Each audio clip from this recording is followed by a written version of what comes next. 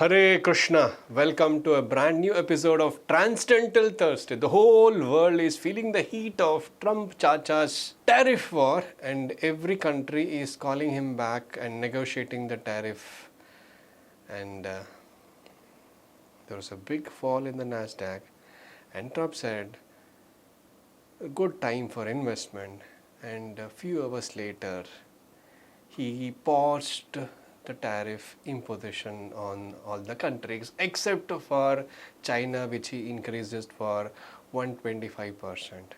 What's it in for our perspective, a spiritual perspective, based on the teachings of Swami Srila Prabhupada? We'll shortly discuss about this aspect of spiritual economics, much more on this show today.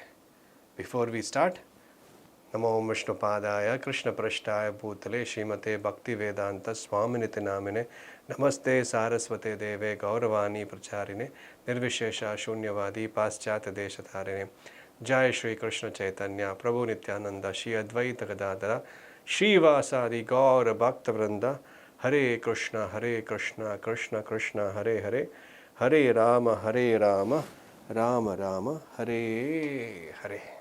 Let us begin with the foundational verse of Vedic economics. What is that foundational verse of Vedic economics, ladies and gentlemen? Isha Vashyam Idam Sarvam Yat Kincha Jagatyam Jagat. Everything animate or inanimate that is within the universe is controlled and owned by the Supreme Lord Sri Krishna. Ishoparishad, first verse.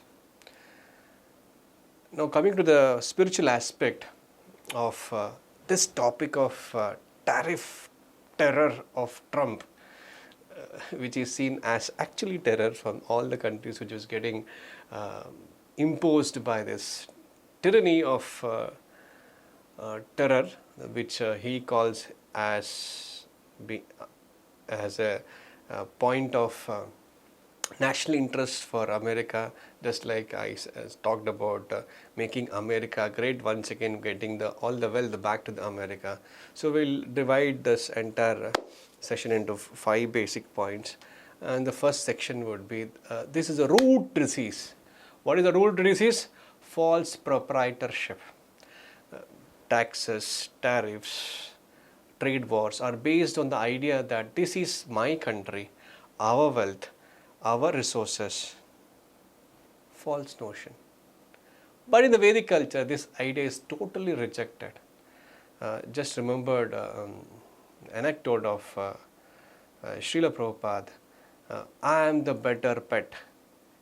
During a walk in New York, Srila Prabhupada saw a pet barking very aggressively. He turned towards his disciples and said, the dog is actually saying, you know what? This is my street. The leaders, politicians do the same thing. This is my country. So what is the difference? He's a dog, you are a better dog, better pet, with all due respect. Thus, this is the ego which drives the tariff wars. We must protect ours, what is ours. But actually, in reality, if you analyze, nothing belongs to us. Isha Vasham Idam Sarvam. I am the ultimate proprietor of all the planets, enjoyer of all sacrifices, and the well-wisher of all living beings. Krishna in the Bhagavad Gita, 5th chapter, 29th verse, openly declares this. Krishna is the proprietor, not any leader, not any nation, or any country. It is the Supreme Lord who owns everything. Just like Bali Maharaj and Lord Vamana's story. Bali Maharaj ruled the 3 worlds. When Lord Vamana appeared, asked for 3 steps of land. Bali agreed. And Vamana covered the entire universe in just 2 steps. But then surrendered completely, realized, I own nothing. Srila Prabhupada, while commenting on Bali, says, this surrender is perfection.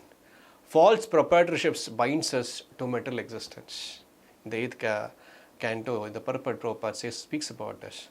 Our current modern economic leaders are like pre-surrender Bali, thinking they own everything, But real prosperity begins when we surrender everything to the Supreme Owner, Sri Krishna.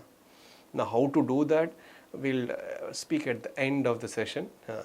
Now, second part of this talk would be taxes from the spiritual perspective, yagna. Modern governments impose taxes to fund military, control trade or manipulate economies. But Vedic culture teaches Bali Yagna, offering wealth to God through sacrifice. Krishna in the Bhagavad Gita, as I said in the previous session 2, third chapter, he says, when the devatas are pleased by the sacrifice, Krishna will supply all the necessities.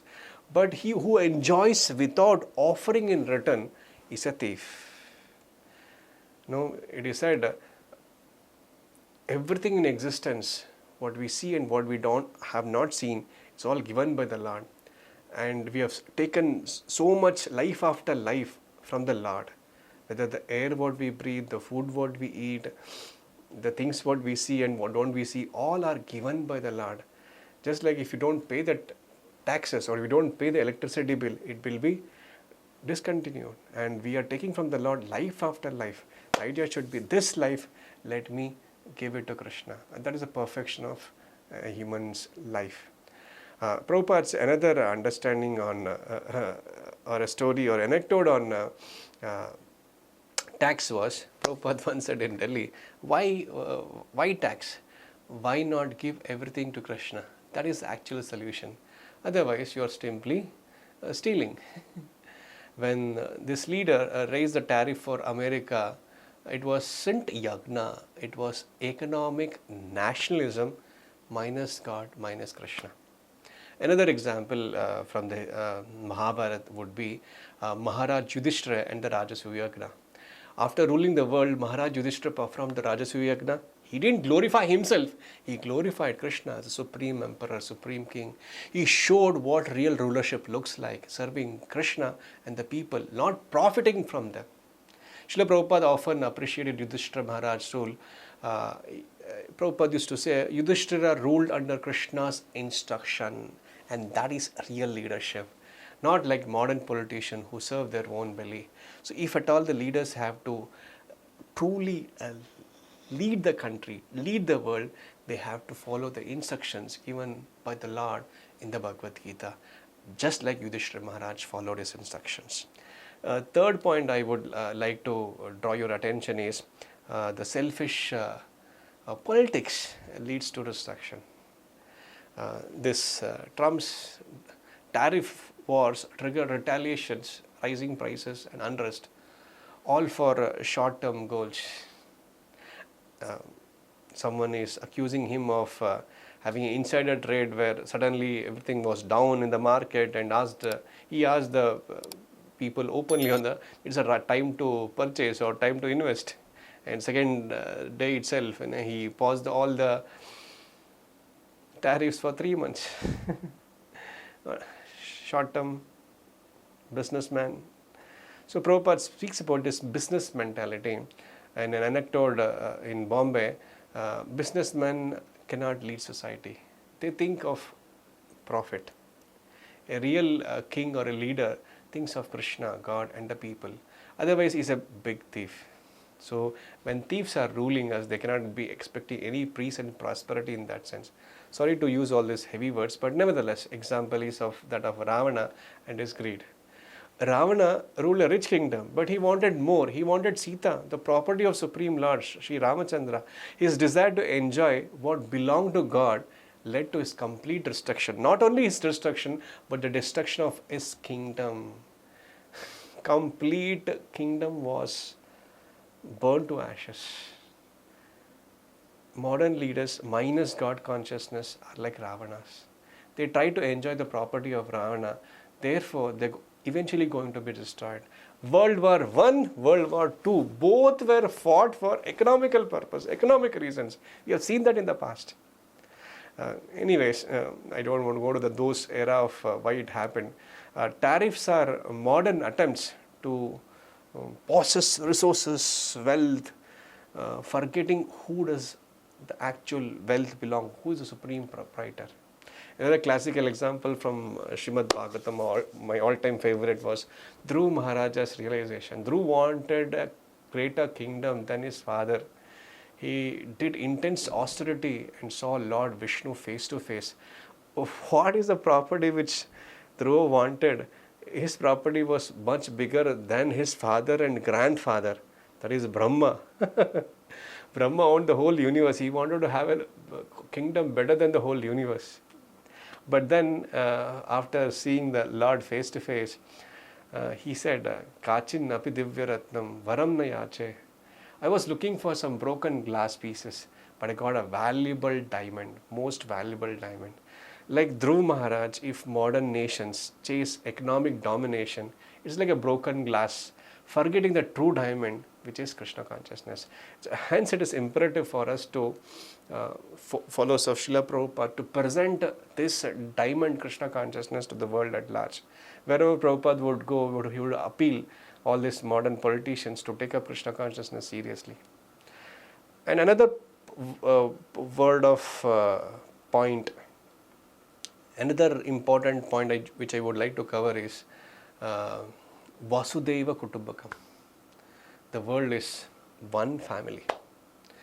While this leader or any leader would focus on their country being first, America first, make America great again, Maga, make India great again, Miga.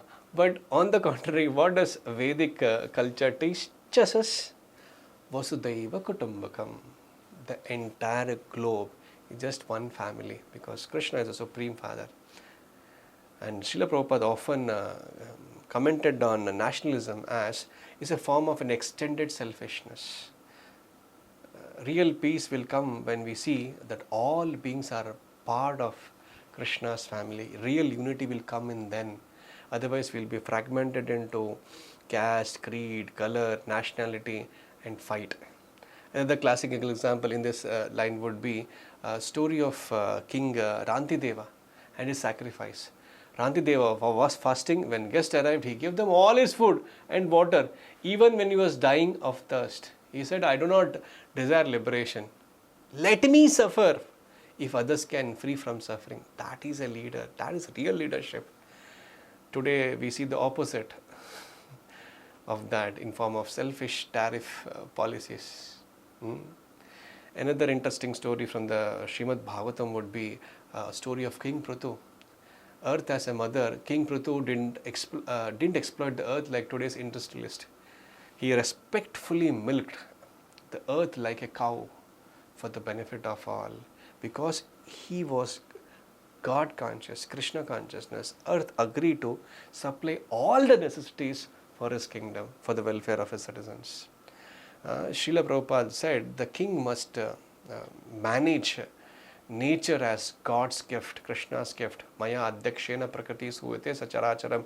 Krishna says in the Gita that it is nature is producing moving and non-moving things based on his direction, and one should not exploit the nature, not tax it without dharma. Taxing is important, but taxing for a right cause, that is for yagna, for Krishna. Compared to this world of leaders exploiting the planet with selfish policies, on the contrary, God-conscious leaders and kings would always focus on Krishna as the center and would work for the welfare of the people at large, because they knew this understanding that they are not the body, they are spirit, soul, and they're all part and parcel of Krishna. And until and unless the part and parcel serve the supreme whole, they cannot be satisfied. The final example I would quote of Srila Prabhupada's arrival in Boston, Markain Bhagavad.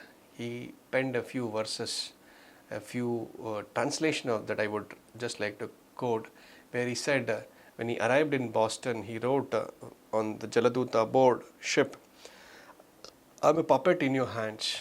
My dear Lord, you have brought me here. I don't know why you have brought me here, but I'm simply your puppet. Make me dance, make me dance, make me dance the way you want me to dance. Make my words suitable for their understanding. You have a plan, you have a wish. Let that plan and wish of yours be executed. You insignificant beggar. Abhay Charanarvinda Bhakti Vedanta Swami Srila Prabhupada. Prabhupada didn't arrive in the West to control the world. He came to serve. And that is real leadership. If people at large, especially the leaders, understand the mood and the feeling of Srila Prabhupada, then whatever the world is going through this can be regulated and controlled. In conclusion and solution would be the false proprietorship, selfish politics and materialistic economics only bring distractions like Ravana, like Kauravas, like modern empires. What's the solution? Solution is one. Accept Krishna as his supreme proprietor. Bhoktaram Yagna Tapasa. Offer wealth and work as yajna. All the sacrifices are meant for his glorification. And lead your life with selflessness and dharma. How do we do it? Embrace simple living and high thinking. Now we are simply living and hardly any thinking. See the world as Krishna's family, Vasudeva Kutumbakam. It belongs to the Supreme Lord. And when we follow these principles in theorem, and when we put that in practice by the principle which Krishna gives in the Bhagavad Gita from the 3rd chapter, 9th verse, Yagnartat karmano anyatra lokoyam karma bandhana. Work done as a sacrifice for Vishnu must be performed. Otherwise, it causes entanglement, bondage. So every action what we perform should be meant for pleasing Krishna. And that can be done beginning with chanting of Hare Krishna, Krishna Krishna, Hare Hare, Hare Rama, Rama Rama, Hare Hare. And with the understanding, we should remember that world is not ours to exploit. It is meant to glorify Krishna. With this understanding, we stop here. Thank you so much for patiently hearing. Hope I made justice for this topic. Hare Krishna. Srila Prabhupada ki Jai.